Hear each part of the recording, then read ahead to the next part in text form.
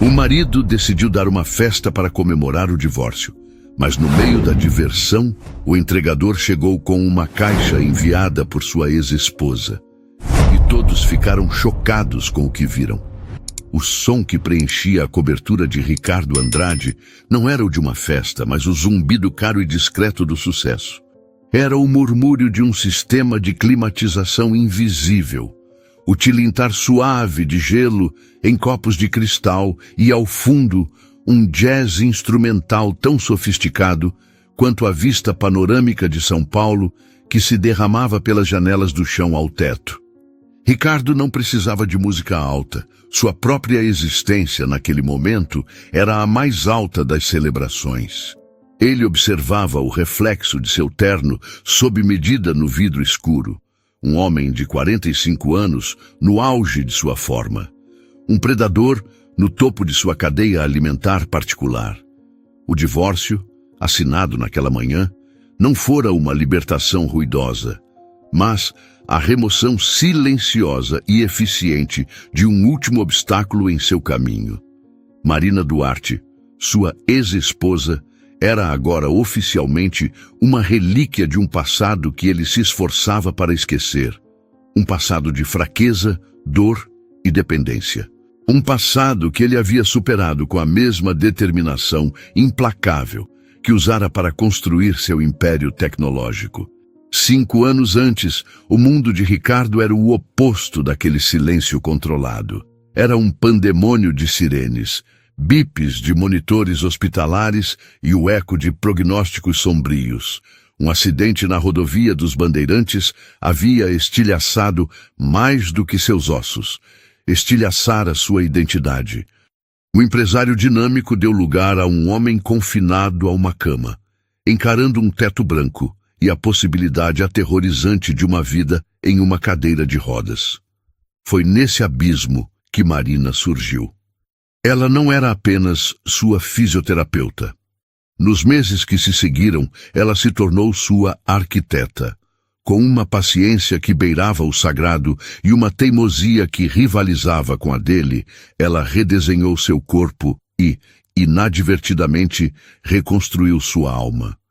Ela não apenas aplicava técnicas, ela estudava suas dores, seus medos, as noites em que ele acordava gritando de pesadelos com o som de metal se contorcendo. Ela o empurrava até o limite da exaustão e quando ele chorava de frustração, era a mão dela que repousava em seu ombro, firme, presente, sem pena. O amor deles não nasceu de jantares à luz de velas, mas do cheiro de antisséptico, do suor do esforço e da vulnerabilidade crua de um homem aprendendo a confiar em outro ser humano para simplesmente se levantar. O casamento foi a consequência natural daquela reconstrução. Por 3 anos, eles viveram uma harmonia que, em retrospecto, parecia quase um sonho. Ricardo, impulsionado pela segunda chance que a vida lhe dera, tornou-se uma força imparável no mercado.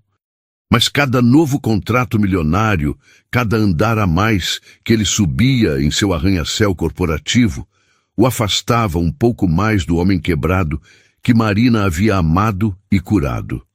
A gratidão, antes uma fonte de calor, começou a se sentir como uma dívida. E Marina, com sua simplicidade e seu trabalho em uma clínica de reabilitação, tornou-se o lembrete constante daquela dívida. Ele começou a se ressentir dela, não pelo que ela era, mas pelo que ela o lembrava que ele tinha sido. Bruna Oliveira foi o catalisador. 20 anos mais jovem, com uma ambição afiada como um estilete e olhos que refletiam a admiração que ele agora cobiçava, ela não via dívidas nem fraquezas. Ela via apenas o resultado final, o poder, o dinheiro, o sucesso. Ela foi contratada como sua secretária executiva, mas rapidamente se tornou sua confidente, a plateia para quem ele podia exibir sua nova identidade sem o julgamento silencioso do passado. A transição da admiração profissional para a intimidade foi sutil, quase imperceptível. Começou com almoços de negócios que se estendiam, com confidências sobre o fardo de seu casamento com uma mulher que não acompanhava seu ritmo. Ricardo se via pintando Marina como uma figura estagnada, presa a um sentimentalismo que ele, um homem de visão, não podia mais tolerar. Cada mentira que ele contava a Bruna, ele contava primeiro a si mesmo, construindo uma justificativa para a traição que já florescia em sua mente. A ruptura não foi um ato impulsivo, mas uma decisão de negócios. Marina havia se tornado um ativo depreciado. Em uma noite de terça-feira, após chegar tarde de um jantar estratégico com Bruna, ele encontrou Marina esperando na sala. Ela não fez acusações. Havia apenas uma tristeza profunda em seus olhos, um cansaço que parecia vir de meses de batalhas não declaradas. Ricardo, eu sinto que estou te perdendo, ela disse, a voz baixa. Ele poderia ter mentido, poderia ter tranquilizado-a, mas a performance havia se tornado exaustiva. Ele optou pela crueldade eficiente. Perdendo? Marina, as pessoas não perdem as outras, elas as superam. Eu estou seguindo em frente. Talvez você devesse tentar também. Ele subiu as escadas, deixando-a sozinha na sala, com as ruínas silenciosas do que um dia fora o amor deles. Naquela noite, ele não sentiu culpa, apenas o alívio frio de uma decisão tomada. O pedido de divórcio, dias depois, foi a execução. Ele a convocou para seu escritório em casa, o mesmo lugar onde anos antes ela o ajudara com exercícios de motricidade fina, ensinando seus dedos a segurar uma caneta novamente. Agora, ele usava aquela mesma mão para empurrar um documento sobre a mesa. Acho que isso formaliza o que já é uma realidade, disse ele, a voz desprovida de emoção. Meus advogados foram bastante generosos, considerando as circunstâncias. A generosidade era uma piada cruel. Ela ficaria com quase nada. Ele esperava lágrimas, raiva, uma cena. Em vez disso, Marina leu o documento em silêncio, sua expressão indecifrável. Ela apenas fez uma pergunta. Por que, Ricardo? Depois de tudo? Ele se recostou na cadeira, o couro caro rangendo sob seu peso. Porque gratidão tem prazo de validade, Marina. E a minha expirou. A frieza da resposta pareceu finalmente atingi-la. Ela se levantou, os ombros retos, uma dignidade que ele achou irritante. Entendo, foi tudo o que disse antes de sair do escritório, deixando Ricardo sozinho com sua vitória vazia e a sensação incômoda de que, talvez, a batalha real ainda não tivesse começado. A sala de audiências do fórum era um ambiente estéril, com paredes beges e um ar-condicionado que zumbia monotonamente, um cenário deliberadamente desprovido de emoção. Era o lugar perfeito para o desmantelamento cirúrgico de um casamento. Marina chegou pontualmente, sozinha.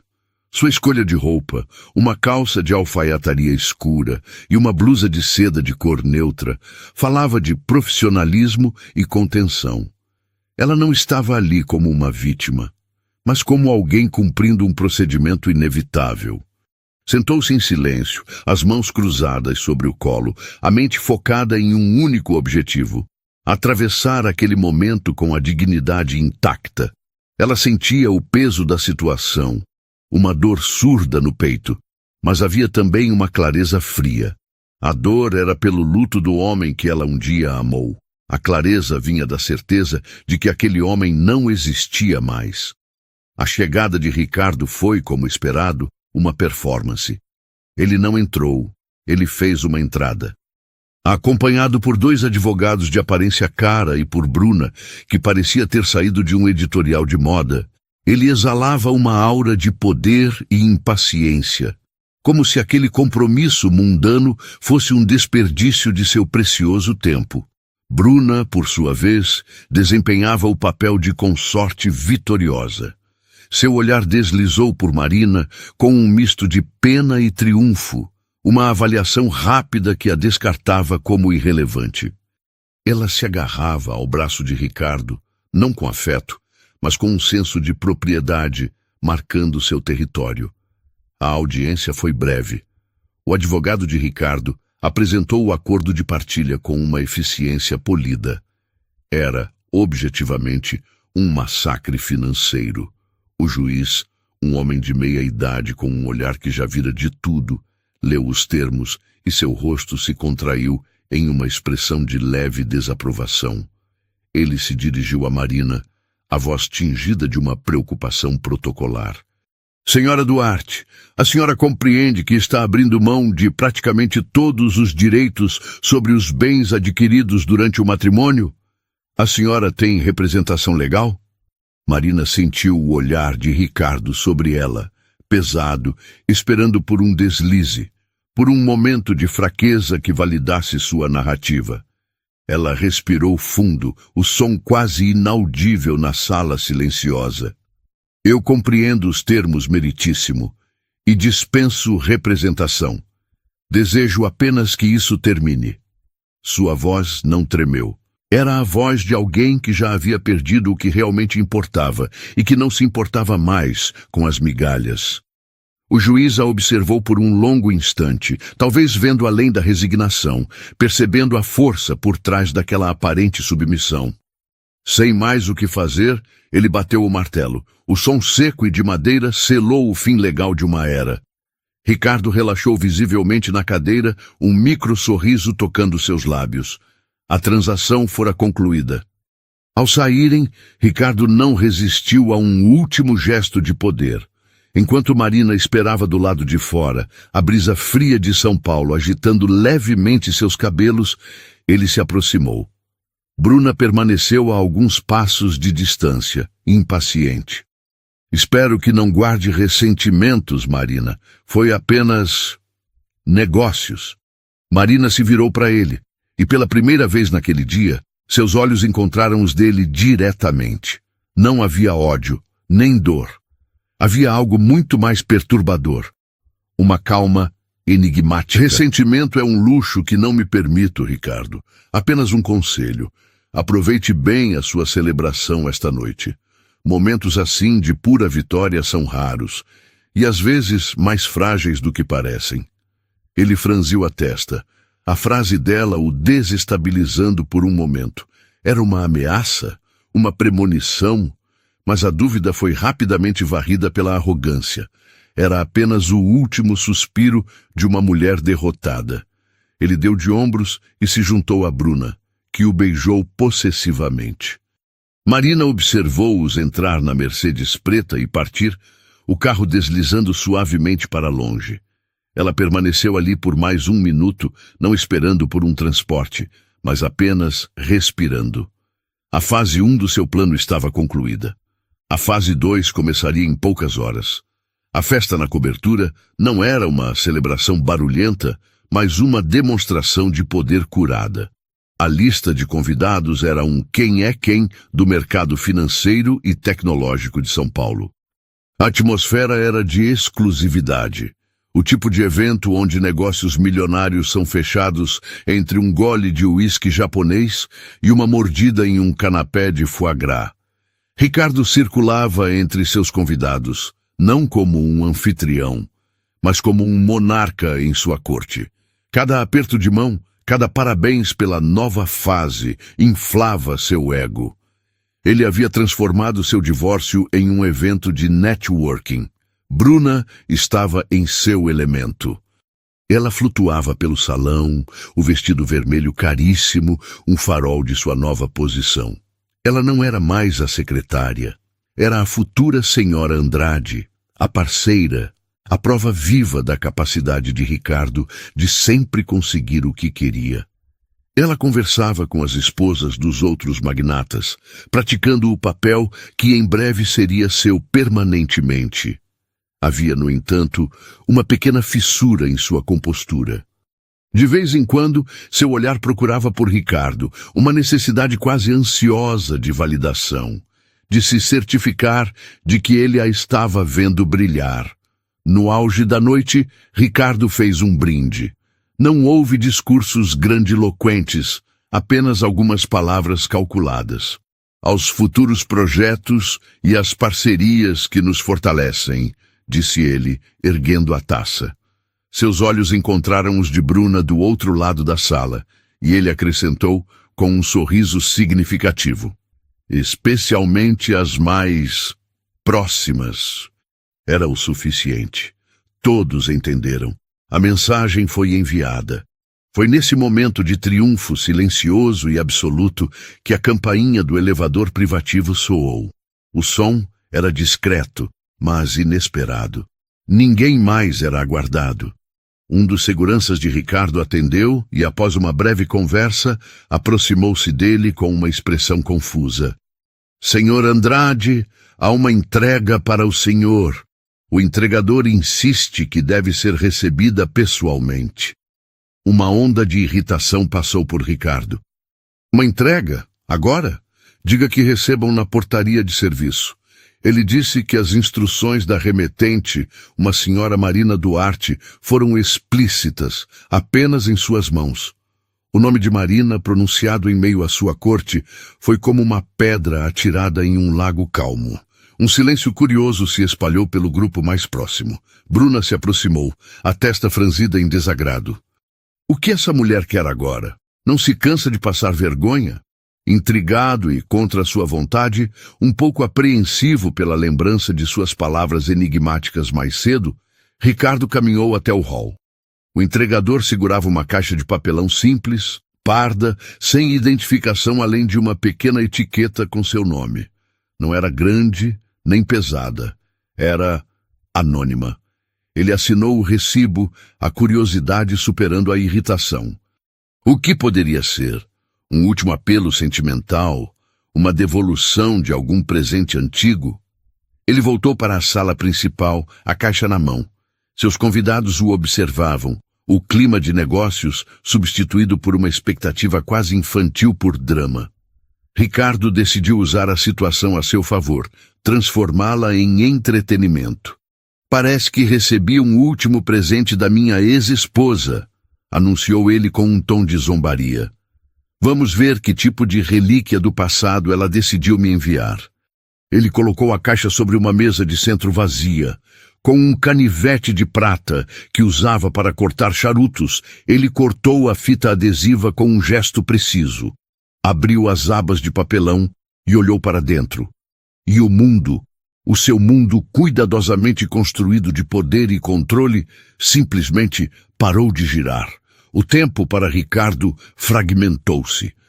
O zumbido das conversas, a melodia suave do jazz, o tilintar distante de um copo, tudo se desintegrou em um silêncio branco e absoluto que emanava do interior daquela caixa de papelão. Seus olhos, que momentos antes percorriam seu domínio com a satisfação de um conquistador, agora estavam cravados no conteúdo, incapazes de processar a totalidade do que viam. Era como olhar para o sol. A mente recuava, tentando se proteger da intensidade daquela revelação. O ar em seus pulmões parecia ter se solidificado, transformando cada tentativa de respirar em um esforço consciente e doloroso. Ele sentia o sangue drenar de seu rosto, uma sensação fria que subia de seus pés até a nuca, deixando-o oco, uma casca frágil prestes a ruir. O que Marina havia enviado não era um ataque frontal, mas uma obra de arte da guerra psicológica. A caixa não estava cheia de objetos que evocassem nostalgia ou culpa, como fotos antigas ou cartas de amor. Isso seria previsível. O ato de uma mulher puramente sentimental. Marina, ele percebia agora com um terror crescente, era muito mais do que isso. Ela era uma estrategista. O conteúdo era esparso, quase minimalista, e cada item fora escolhido com a precisão de um bisturi. Havia uma única folha de papel dobrada, repousando sobre uma série de imagens granuladas em preto e branco. E ao lado delas, aninhado em um canto como se fosse a coisa mais natural do mundo, um único e minúsculo sapatinho de lã branca. Era um objeto tão inocente, tão puro, que em meio à atmosfera cínica daquela festa, parecia profano, uma anomalia vinda de outro universo. Bruna, sentindo a mudança sísmica na atmosfera ao redor de Ricardo, aproximou-se. Sua irritação inicial deu lugar a uma curiosidade impaciente. Ricardo, o que é isso? Algum tipo de piada de mau gosto? Sua voz, normalmente um instrumento de sedução calculada, soou estridente no silêncio que se formava ao redor deles. Ela tentou espiar por cima do ombro dele, mas ele permaneceu imóvel, uma estátua de choque, bloqueando sua visão. Os convidados mais próximos, sentindo o cheiro de um drama de proporções épicas, começaram a se aproximar, formando um semicírculo, uma plateia involuntária para o desmoronamento de seu anfitrião. Com um esforço monumental, como se seus músculos estivessem submersos em melaço, Ricardo estendeu a mão trêmula e pegou a folha de papel. Seus dedos, que assinavam contratos de milhões sem hesitar, mal conseguiam segurar o envelope. A caligrafia de Marina era exatamente como ele se lembrava, elegante, clara, cada letra perfeitamente formada. Era a mesma caligrafia que um dia preenchera prontuário sobre sua recuperação, a mesma que escrevera bilhetes de amor deixados em seu travesseiro. Agora, ela se apresentava como o roteiro de sua execução pública.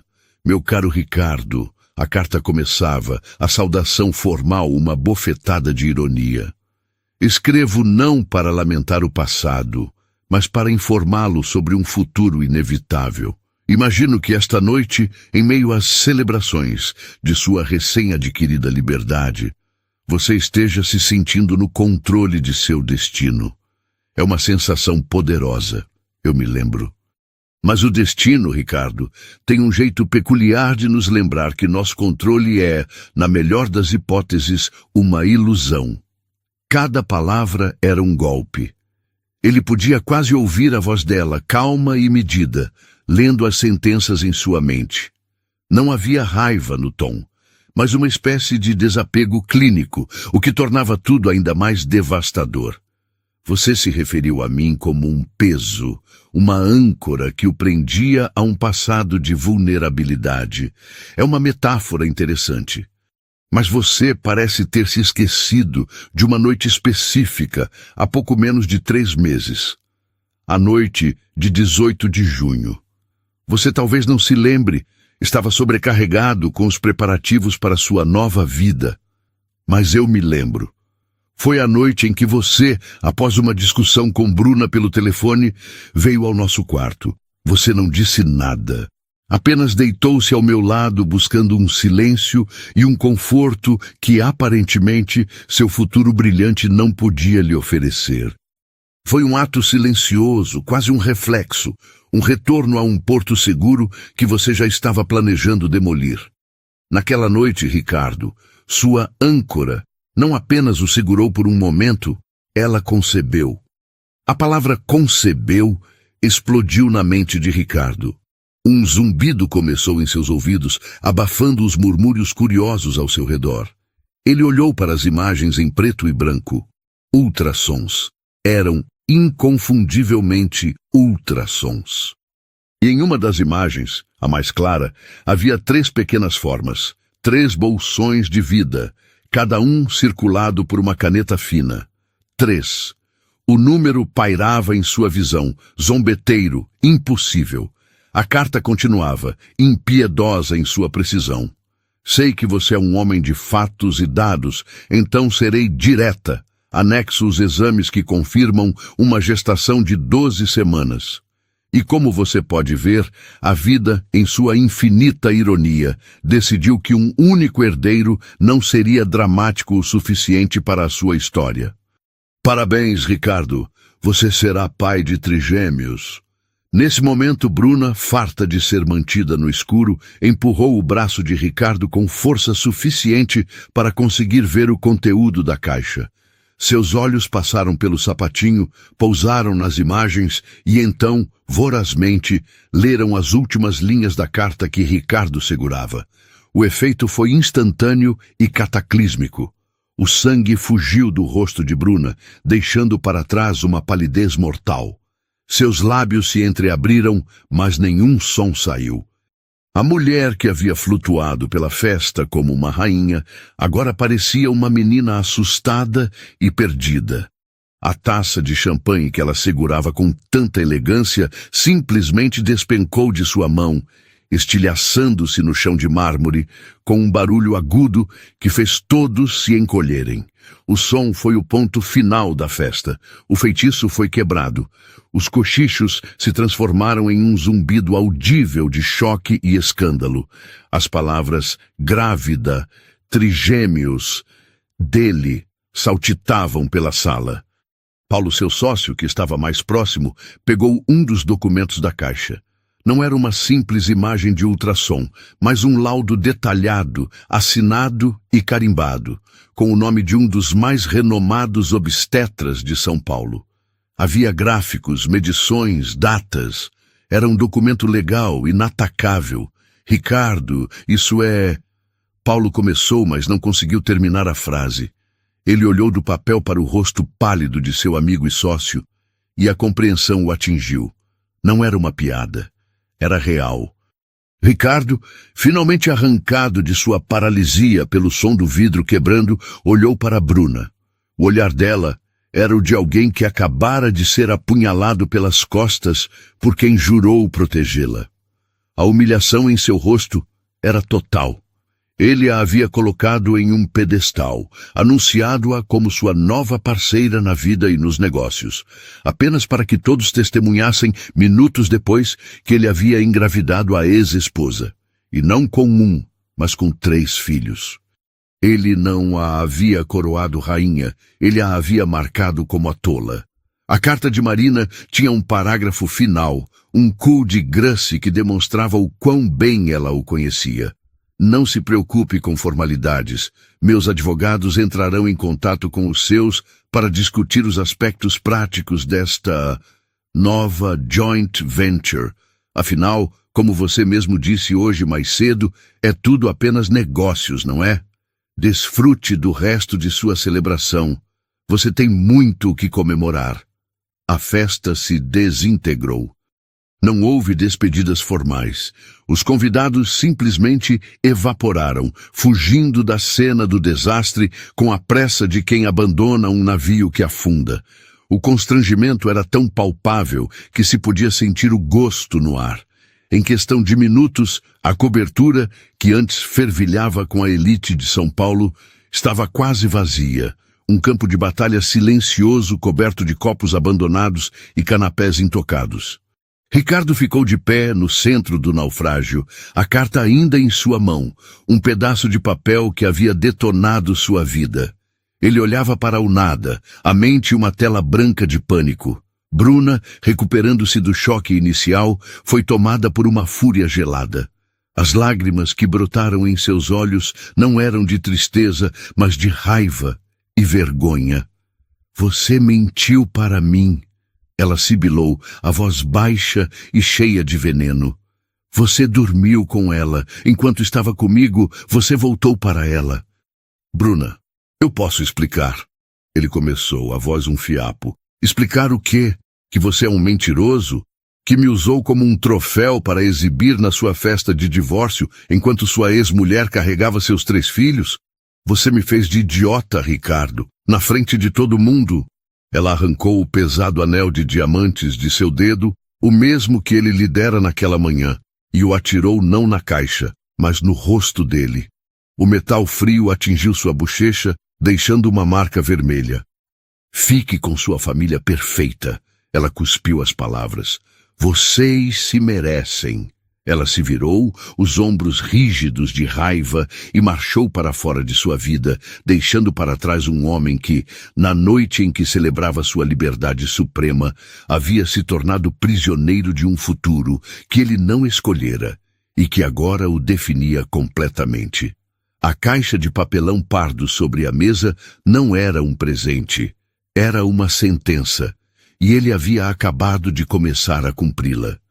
O eco dos passos furiosos de Bruna se dissipou, deixando Ricardo em um silêncio que era mais acusador do que qualquer grito.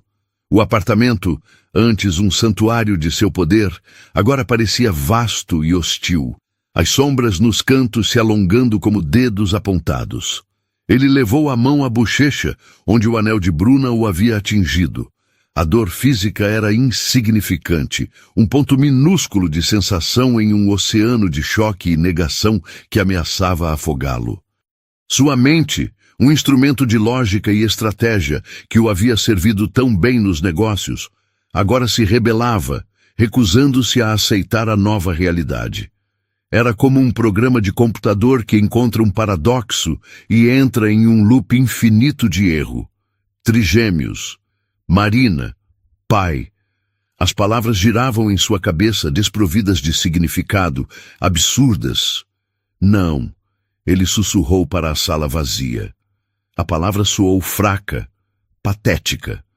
Ele tentou de novo, mais alto, tentando infundir nela a autoridade que sempre tivera. Não, é uma armação. A negação tornou-se seu único mecanismo de defesa, um escudo frágil contra uma verdade avassaladora. Ele começou a andar de um lado para o outro, a energia nervosa o impulsionando, o cérebro trabalhando freneticamente para construir uma narrativa alternativa. Uma que o colocasse de volta no controle. Ela forjou tudo, ele disse em voz alta, como se estivesse ensaiando um depoimento. Os exames, o laudo, o médico. Ela deve ter pago uma fortuna a esse doutor Arantes. É isso, é um golpe bem elaborado para me extorquir. A ideia, por mais implausível que fosse, ofereceu um vislumbre de esperança. Se fosse um golpe, ele poderia lutar. Ele poderia contratar os melhores investigadores, os advogados mais implacáveis. Ele poderia expô-la, destruí-la, transformá-la na vilã e a si mesmo na vítima de uma mulher vingativa e desequilibrada. A adrenalina começou a substituir o choque. Ele estava de volta ao seu território, a guerra. Paulo, seu sócio, que havia permanecido em um canto, observando o colapso com uma mistura de alarme e fascínio mórbido, finalmente se aproximou.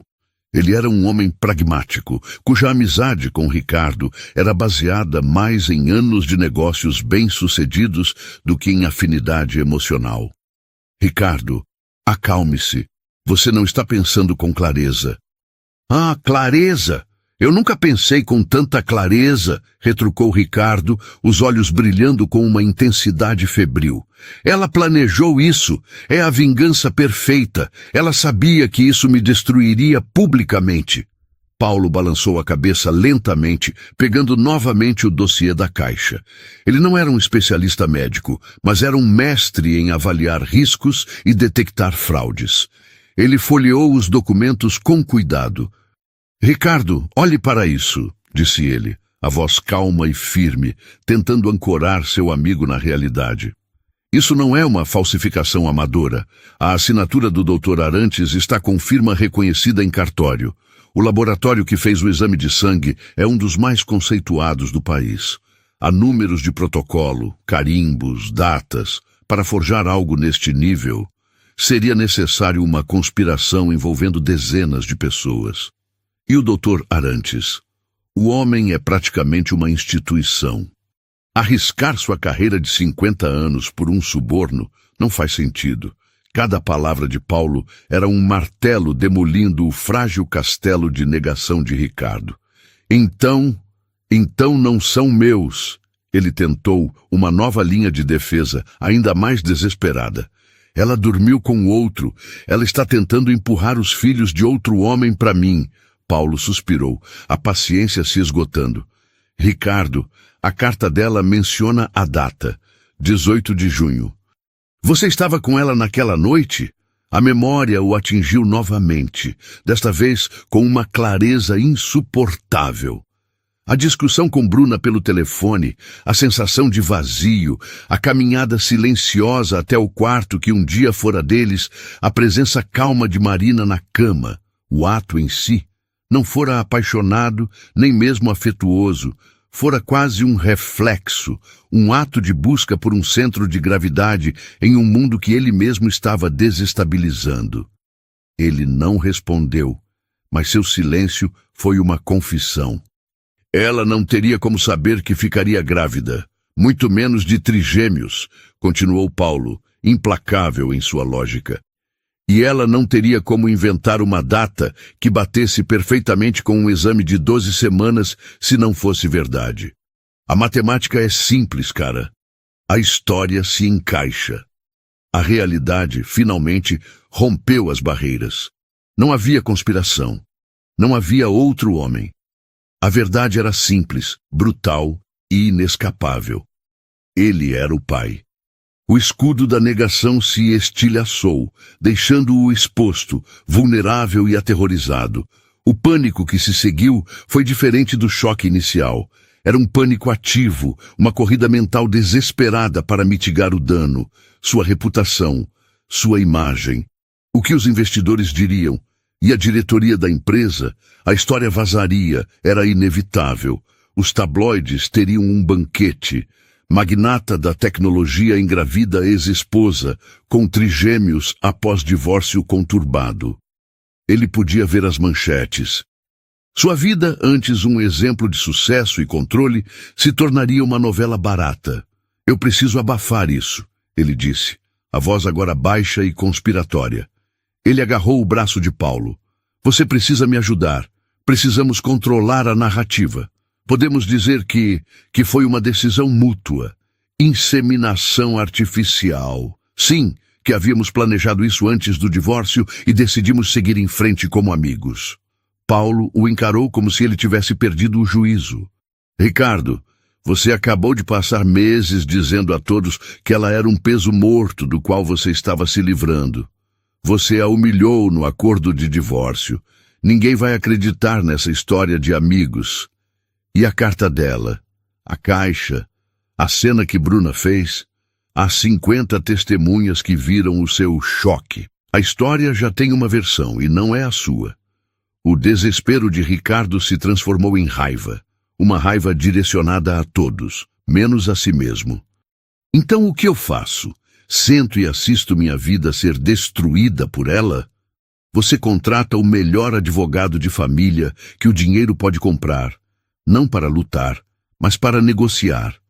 Você assume a paternidade publicamente antes que a história vaze de forma distorcida. Você emite uma nota, diz que, apesar das diferenças pessoais, ambos estão comprometidos com o bem-estar dos filhos. Você transforma a narrativa de escândalo para maturidade pós-divórcio. É sua única jogada, Ricardo. Você precisa sair na frente da história. Enquanto Paulo falava, a mente de Ricardo já corria em outra direção. Controle. Ele precisava de controle. Não apenas da narrativa, mas de Marina. Ele poderia tornar a vida dela um inferno legal. Poderia lutar pela guarda, usar sua fortuna para esgotá-la em processos judiciais. Poderia exigir testes de DNA para cada bebê, arrastando o processo, semeando dúvidas.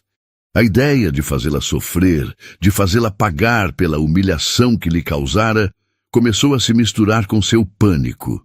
Se ele não podia vencer a guerra da opinião pública, talvez pudesse vencer a guerra de atrito. Ele passou o resto da noite sozinho, em sua cobertura em ruínas, alternando entre ondas de pânico paralisante e surtos de fúria maquiavélica.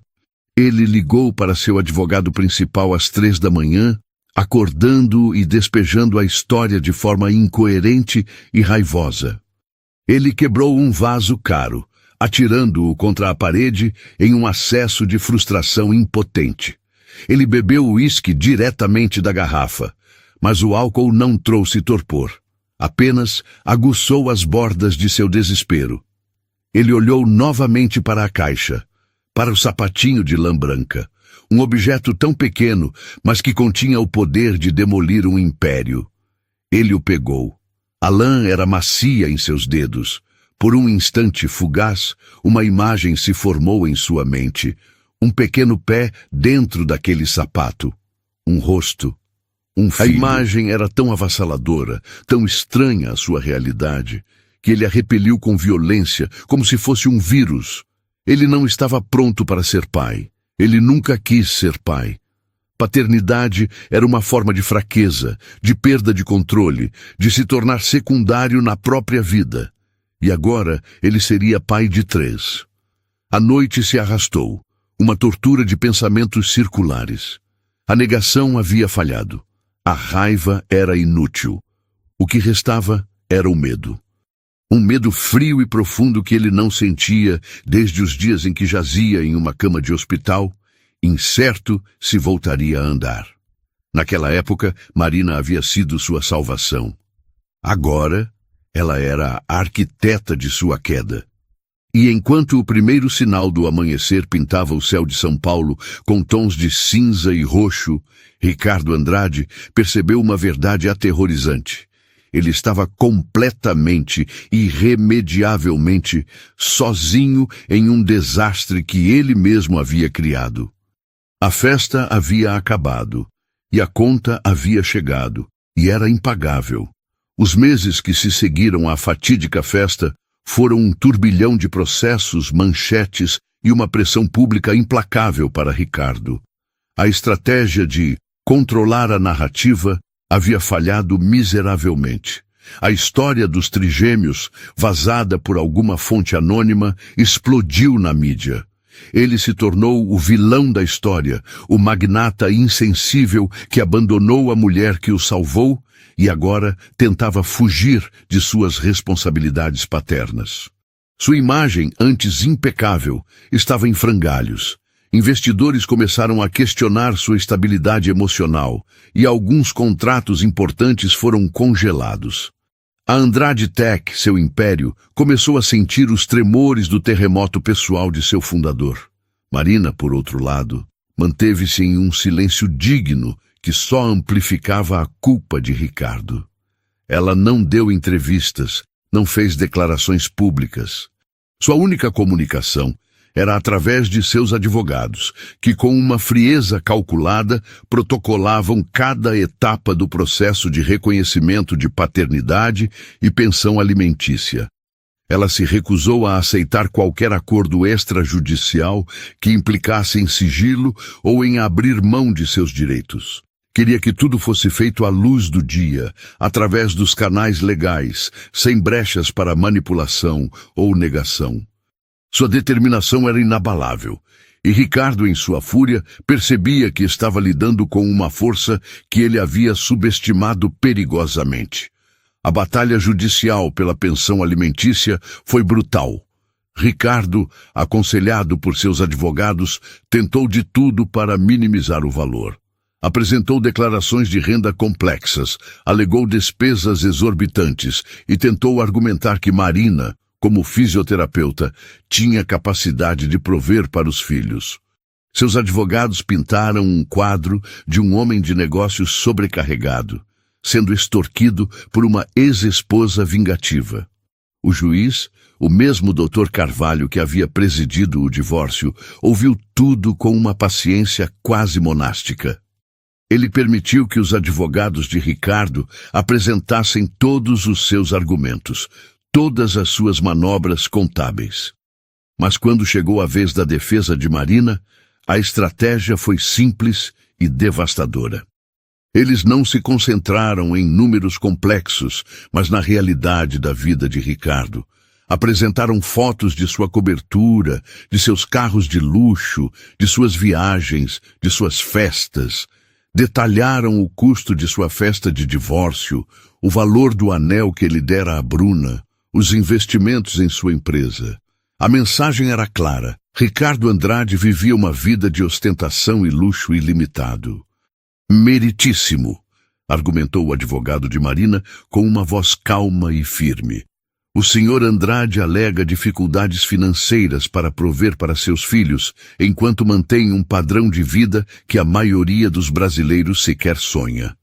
Ele construiu um império sobre a premissa de que é um homem de sucesso, um visionário. Agora, quando se trata de suas responsabilidades mais básicas, ele tenta se esconder atrás de números. A questão não é se a senhora Duarte pode prover para seus filhos, mas se o senhor Andrade, com sua fortuna inegável, pode prover para eles com o mesmo padrão de vida que ele desfruta. O juiz, em sua sentença, foi implacável. Ele não apenas desconsiderou as alegações de Ricardo, mas fez questão de ressaltar a discrepância entre a imagem pública do empresário e sua tentativa de se esquivar de suas obrigações. Este tribunal não pode ignorar a realidade. O Sr. Ricardo Andrade é um homem de recursos financeiros substanciais. Seus filhos, independentemente das circunstâncias de sua concepção, têm o direito de desfrutar de um padrão de vida compatível com o de seu pai. A pensão alimentícia será fixada em um valor que reflita não apenas as necessidades dos trigêmeos, mas também a capacidade econômica do réu, garantindo-lhes o acesso à melhor educação, saúde e bem-estar. A quantia determinada foi astronômica, um golpe financeiro que, embora não o levasse à falência, o forçaria a repensar seriamente seus gastos e investimentos. Ricardo saiu do tribunal com o rosto pálido, a derrota estampada em cada traço. Ele havia perdido. E a perda não era apenas financeira. Era uma perda de controle, uma humilhação pública que corroía sua imagem de invencibilidade. Enquanto Ricardo se afogava em sua própria miséria, Bruna observava tudo de longe. Após a humilhação da festa e a ruptura, ela havia tentado reconstruir sua vida. Mas a vida sem o brilho e o luxo de Ricardo era comum. Seus dias eram preenchidos com o trabalho árduo de uma secretária executiva comum. Sem os jantares caros, as viagens de primeira classe, os presentes extravagantes, ela via as notícias sobre a pensão milionária e uma semente de arrependimento começou a brotar. O orgulho, ela percebeu, era um luxo que ela não podia se dar. Ricardo, apesar de tudo, ainda era um homem rico, e com a pensão, seus filhos seriam ainda mais ricos. Ela começou a enviar mensagens discretas para Ricardo, inicialmente com desculpas esfarrapadas sobre querer saber como ele estava, ou se desculpar pela cena. Ricardo, isolado e ferido, foi surpreendentemente receptivo. A presença de Bruna, com sua beleza e sua aparente compreensão, era um bálsamo para seu ego. Ele se sentia um pária e ter alguém que o olhava com admiração, mesmo que forçada, era um alívio. Bruna, astuta, percebeu a brecha. Ela começou a se reintegrar na vida de Ricardo, não como amante, mas como amiga, confidente. Ela o ouvia reclamar de Marina, da pensão, da injustiça do mundo. Ela o elogiava, o lembrava de seu gênio e de como ele era injustiçado. Seu plano era claro: reconquistar seu lugar ao lado dele, não importava o custo. Os filhos de Marina seriam um inconveniente, sim, mas um inconveniente que ela poderia aprender a tolerar, especialmente se isso significasse o retorno à vida de luxo que ela tanto ansiava. A ilusão de Bruna, no entanto, começou a ruir quando os trigêmeos nasceram. 2 meninos, Lucas e Gabriel, e uma menina, Helena, todos saudáveis e, para o desespero de Ricardo, inegavelmente parecidos com ele. As visitas obrigatórias ao apartamento de Marina, um lugar que agora parecia um oásis de calma e calor, tornaram-se uma rotina. Bruna, em sua tentativa de se mostrar compreensiva, começou a acompanhá-lo. Ela tentava projetar a imagem de uma madrasta moderna e solidária, mas a realidade era muito diferente. Em uma dessas visitas, Bruna estava sentada no sofá, impecavelmente vestida, enquanto Ricardo tentava, desajeitadamente, segurar Lucas, que chorava incessantemente. Marina estava no quarto, amamentando Helena e Gabriel. Ricardo, visivelmente frustrado, balançava o bebê com pouca coordenação. "Eu não sei o que fazer com isso", ele exclamou, olhando para Bruna como se esperasse que ela resolvesse o problema. Bruna, com um suspiro de impaciência, revirou os olhos. "Ele deve estar com fome ou com a fralda suja. Dê ele para a babá." Ela mantinha uma distância segura do bebê, como se o choro fosse contagioso. "Não tem babá aqui agora, Bruna", respondeu Ricardo, a voz tensa. "E a fralda está limpa. Marina disse que ele está com cólica." Bruna fez uma careta de desgosto. "Cólica? Ricardo, pelo amor de Deus, não é um projeto da empresa. É um bebê. Deixe ele chorar. Uma hora ele para." A frieza e o desinteresse em sua voz eram chocantes. Ela não via ali um bebê sofrendo, um filho de Ricardo, mas um inconveniente, um obstáculo barulhento em seu caminho para uma vida de luxo. A imagem dela, perfeitamente maquiada, olhando com desprezo para o pequeno Lucas que chorava, foi um divisor de águas para Ricardo. Naquele instante, algo se quebrou dentro dele. Ele viu Bruna não como a parceira ideal, mas como uma estranha, uma mulher vazia que só se importava com a superfície. A solidão que sentia ao lado dela era infinitamente mais profunda do que a solidão de estar sozinho. Ele percebeu que o interesse dela não era por ele, nem pela família que poderiam formar, mas exclusivamente pelo que ele podia proporcionar. Ela não estava disposta a compartilhar o fardo, a alegria, a bagunça da vida real. Ela queria apenas o brilho, sem a substância. Ele olhou para o pequeno Lucas em seus braços, o choro diminuindo um pouco, talvez sentindo a mudança na energia de seu pai. Ricardo, pela primeira vez, não sentiu raiva ou frustração, mas uma pontada de responsabilidade, de conexão. Ele não sabia o que fazer, mas sabia que não podia simplesmente deixar ele chorar. Bruna, ele disse, a voz baixa, mas firme. Eu acho que você deveria ir. Ela o encarou chocada. Ir? Mas eu vim para te apoiar. Não, você veio para ver o que pode tirar disso. Ele respondeu, a verdade amarga em sua voz. Você não entende nada sobre o que está acontecendo aqui. Você não entende nada sobre mim, ou sobre eles. Ele gesticulou para o bebê em seus braços. Bruna, percebendo que seu jogo havia sido exposto, tentou argumentar. Mas Ricardo não a ouvia mais.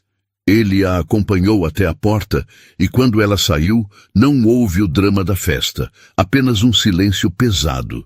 Ele voltou para a sala, o bebê ainda em seus braços, e sentou-se no sofá. Pela primeira vez, ele não estava pensando em si mesmo, em sua reputação, em sua fortuna. Estava pensando naquele pequeno ser em seus braços e nos outros dois que Marina estava amamentando. A vida que ele havia tentado negar estava ali, real, palpável, e exigindo algo dele que o dinheiro não podia comprar: presença. O primeiro ano de vida dos trigêmeos passou como um furacão, um borrão de noites mal dormidas, choros em uníssono e momentos de uma alegria tão pura e avassaladora que chegava a doer. Para Marina, foi um período de redescoberta de sua própria força. Ela, que um dia reconstruiu um homem, agora construía 3 vidas a partir do zero. A pensão de Ricardo garantia o conforto material. Um apartamento espaçoso e seguro, a ajuda de uma babá, acesso à melhor saúde, mas era a resiliência de Marina, que transformava a casa em um lar. Ela se movia em meio ao caos organizado com uma graça e uma competência que eram hipnotizantes. Cada mamadeira preparada, cada canção de ninar sussurrada, cada febre monitorada durante a madrugada era um ato de amor e um tijolo a mais no muro que ela construía ao redor de seu novo mundo, um mundo onde ela era a única e soberana arquiteta. Para Ricardo, aquele ano foi uma lenta e dolorosa jornada de desconstrução. Após a ruptura definitiva com Bruna, ele se viu em um vácuo. O império da Andrade Tech, abalado pelo escândalo, exigia sua atenção, mas seu trabalho, antes o centro de sua identidade, agora parecia oco. As vitórias nos negócios não traziam o mesmo êxtase. As festas e os eventos sociais se tornaram um fardo, um palco onde ele se sentia constantemente julgado. As visitas aos filhos, que começaram como uma obrigação legal amarga, transformaram-se gradualmente no único ponto de autenticidade em sua vida artificial. Ele observava Marina, não mais com a raiva de um adversário, mas com a admiração confusa de quem vê algo que perdeu e não sabe como nomear. Ele via a paciência dela ao lidar com 3 personalidades nascentes e distintas: a calma observadora de Helena, a energia explosiva de Lucas, a doçura carente de Gabriel. Ele via como ela conversava com eles, não como bebês, mas como pequenas pessoas, explicando o mundo com uma voz suave. E em seus olhos, ele não via mais a mulher que ele havia descartado, mas a rocha que um dia o salvara, agora canalizando toda aquela força para seus filhos. O arrependimento em Ricardo não era mais um conceito abstrato, era uma presença física, uma dor crônica em seu peito. Ele não apenas sentia falta de uma família, ele sentia falta dela, de sua calma, de sua integridade, do centro de gravidade que ela representava. No dia do primeiro aniversário dos trigêmeos, Ricardo chegou ao apartamento de Marina, sentindo-se como um estrangeiro pedindo asilo. Ele trazia presentes, mas sabia que eram insignificantes. O que ele queria dar era algo que não podia ser comprado. Uma confissão, um pedido de perdão, um apelo. Ele havia passado semanas ensaiando um discurso em sua mente, palavras que pudessem, de alguma forma, começar a construir uma ponte sobre o abismo que ele mesmo cavara. Ele a amava. A percepção era tão clara e tão dolorosa que o deixava sem fôlego. Ele queria uma segunda chance, não para ter a família perfeita de volta, mas para, talvez, merecer fazer parte daquela que existia agora. Quando Marina abriu a porta, ela sorriu. Um sorriso genuíno, sem traços de animosidade. Ricardo, entre. Eles estão na sala. O apartamento estava decorado de forma simples, com balões e um bolo sobre a mesa. Era uma celebração íntima. Ricardo entrou, o coração martelando contra as costelas, pronto para iniciar seu discurso. Mas ele parou. Na sala, brincando no tapete com os 3 bebês, estava outra pessoa. Uma mulher. Era Bruna. O choque foi tão profundo, tão visceral, que Ricardo sentiu o chão vacilar sob seus pés. Bruna, ali, na casa de Marina. Ela não usava as roupas de grife ou a maquiagem impecável de antes. Estava de jeans, camiseta, o cabelo preso em um rabo de cavalo simples. Ela não parecia uma predadora, mas normal. Ela ergueu os olhos, viu Ricardo e deu um pequeno sorriso. Um sorriso sem malícia, quase tímido. Ricardo, começou Marina, percebendo sua confusão paralisante. Há algo que eu preciso te contar. Ela o guiou até a cozinha, deixando Bruna com as crianças. O que ela está fazendo aqui? Ele conseguiu perguntar, a voz um sussurro rouco. Ela me procurou há alguns meses, explicou Marina, a voz calma. Depois que você e ela terminaram, ela estava perdida, arrependida. Não por ter perdido você ou o dinheiro, mas por quem ela havia se tornado. Ela me pediu perdão, não por ter ficado com você, mas por ter participado da tentativa de me diminuir, por ter sido cúmplice da sua crueldade. Ricardo a encarava incrédulo. E você? Você a perdoou? Depois de tudo? Perdoar é uma parte da história, disse Marina. Bruna começou a fazer terapia e começou a me visitar. No começo era estranho, mas ela era boa com as crianças. E ela precisava de algo real em sua vida, tanto quanto eu precisava de uma ajuda extra de vez em quando. Ela se tornou uma amiga, uma tia para eles. A revelação era mais chocante do que se ela tivesse apresentado um novo noivo. Um novo amor seria uma substituição. Aquilo era uma aliança forjada nas cinzas do homem que ambas um dia pensaram amar. Era a prova final de que o mundo delas não girava mais em torno dele. Elas haviam seguido em frente, juntas. Mas isso não é tudo, continuou Marina. E havia um novo tom em sua voz, uma seriedade que fez Ricardo prender a respiração. A pensão que você paga, eu não usei tudo. Na verdade, usei muito pouco.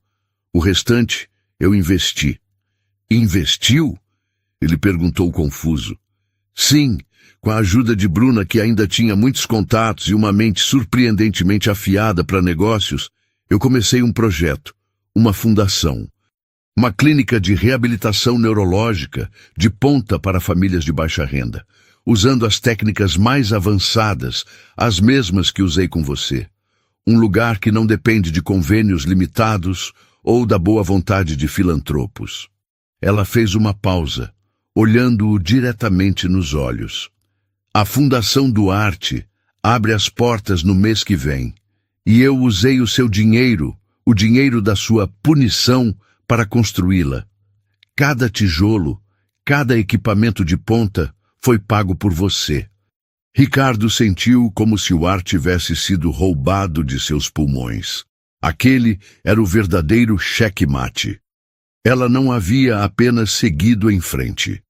Ela havia pego as armas que ele usara contra ela, o dinheiro, a humilhação, até mesmo a mulher que ele usara para substituí-la, e as transformara em um legado que era a antítese de tudo o que ele representava.